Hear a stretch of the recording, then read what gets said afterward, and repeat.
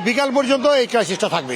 এটা হওয়ার তিনটা কারণ। প্রথম কারণ হচ্ছে ঈদ গেছে, আপনি জানেন ঈদের মাঝে অনেক পাম্পি আপনি ধরে নিয়েছেন যে হয়তো আমরা তেল পাচ্ছি না, বিকজ ব্যাংক বন্ধ।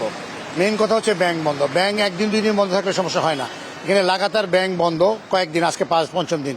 তো এই অবস্থায় পে অর্ডার আমাকে তো করার কোনো স্কোপ নাই। এখন সেই পে অর্ডার দিলে তারপরে ডিপো থেকে তেল দেওয়া হয়।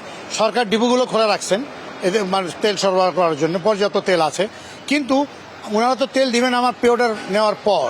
এখন পে অর্ডার তো করতে পারছে না, পেট্রোল পাম্পগুলো পে অর্ডার করতে পারছে না। যেহেতু পে অর্ডার করতে পারছে না, সেহেতু তারা স্টাফদেরকে ছুটি দিয়ে দিছে।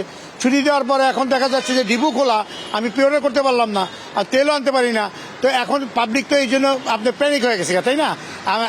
ঈদের আগেই তো প্যানিক বাইং হয়েছে, তাইলে এখন এই অবস্থা তো সারাইবার কোনো রাস্তা আমাদের কাছে নাই। এটি স্বাভাবিক হতে কেমন সময় লাগতে পারে? এটা সাহেব কালকে ব্যাংক খুলবে, আপনি 10টা ব্যাংক খুলবে, এই 10টা ব্যাংক হলে আমার লোক ক্যাশ নিয়ে যাবে।